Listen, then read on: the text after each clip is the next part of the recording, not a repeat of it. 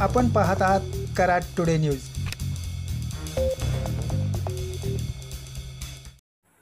आमदार डॉक्टर अतुल भोसले यांनी आज कैलासवासी माधवराव पवार बालसुधारगृह, रिमांड होम, हुतात्मा स्मारक तसेच कराडच्या स्मशानभूमीस भेट देऊन पाहणी केली। प्रांताधिकारी अतुल मेहत्रे, कराड नगर परिषदेचे मुख्याधिकारी प्रशांत भटकर, नगर अभियंता RD गायकवाड हे यावेळी उपस्थित होते। आमदार भोसले यांनी त्यांचा पहिला पगार रिमांड होमसाठी दिला। त्याचबरोबर रिमांड होम, हुतात्मा स्मारक व स्मशानभूमीतील सोयीसुविधा वाढीव कामाबाबत अधिकाऱ्यांकडून माहिती घेत त्या पूर्ण करण्यासाठीची यावेळी त्यांनी ग्वाही दिली। आज मी कराडच्या रिमांड होमला भेट दिली। कैलासवासी महादेवरावजींनी त्या काळामध्ये रिमांड होमची स्थापना केली होती। रिमांड होमची स्थापना करून जवळजवळ 50 वर्षाचा कालावधी उलटून गेला। या रिमांड होमनी 6000 मुलं सांभाळण्याचं काम इतके वर्षामध्ये केलेलं आहे। आणि त्यामुळं या रिमांड होमची आजची स्थिती काय, तिथं नेमकी त्यांना गरज काय आणि भविष्य काळामध्ये सोयी आणि सुविधा चांगल्या पद्धतीनं लोकांना देता याव्या, निराधार अशा मुलांना देता याव्या, याच्यासाठी मी आज ही व्हिजिट केली। ज्या मुला मुलींची सेवा या संस्थेच्या माध्यमातून अनेक वर्षापासून चालू आहे, त्या संस्थेच्या सगळ्या संचालक मंडळाची देखील भेट मी घेतलेली आहे।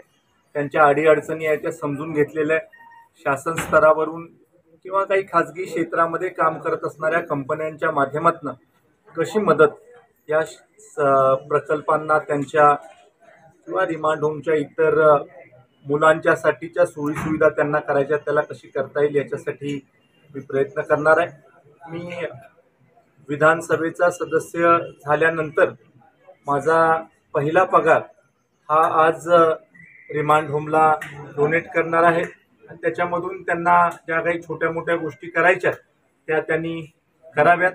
या मतदारसंघामध्ये लोकांनी मला खूप मोठं प्रेम दिलेलं आहे, त्यामुळं आज आपण ज्या पदावर लोकांमुळे गेलो त्या पदाचा पूर्णपणे उपयोग हा लोकांसाठी झाला पाहिजे, ही माझी मनोमन भावना आहे। त्यामुळं आज आम्ही हा दिवस निश्चित करून अशा पद्धतीचा कार्यक्रम इथं आयोजित केला।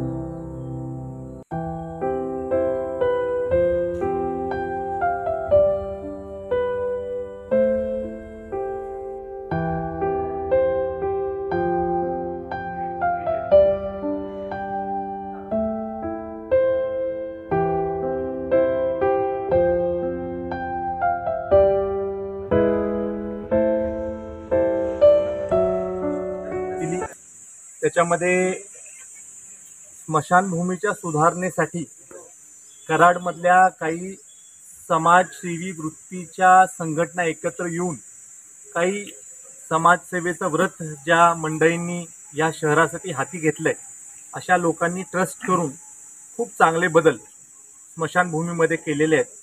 त्या बदलामध्ये जे लोक इथं येतात त्यांना कुठलाही विधी करायचा असेल तर त्या विधीसाठीचं सगळं सामान या ट्रस्टच्या माध्यमातून त्यांना दिल्या जातं आणि खूप एक उदात्त हेतू ठेवून हा ट्रस्ट ह्या परिसरामध्ये काम करतो.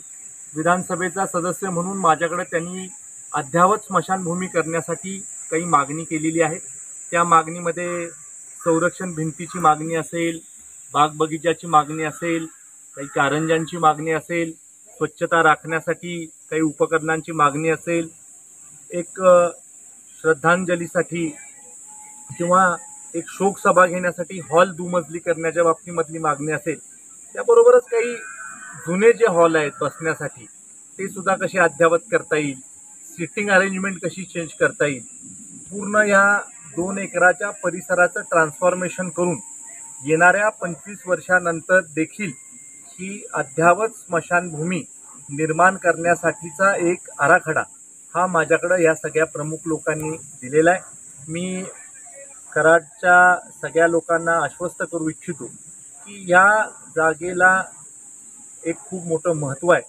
कारण परिसरामधनं लोक इथं दुःखद प्रसंग घडला की येत असतात आणि त्यामुळं नातेवाईकांची, पाहुण्यांची आणि गावातल्या लोकांची गैरसोय होऊ नये.